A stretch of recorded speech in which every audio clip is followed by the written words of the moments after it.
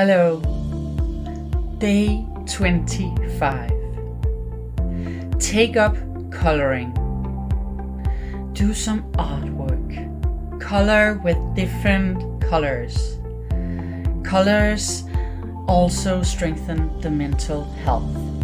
And by you choosing the colors that you are painting with or coloring a picture or something, actually strengthen your mental health. Could be a picture of nature, but it could also just be a mandala. I think it's called a mandala picture with all the, actually a little bit like my blouse, my t-shirt here.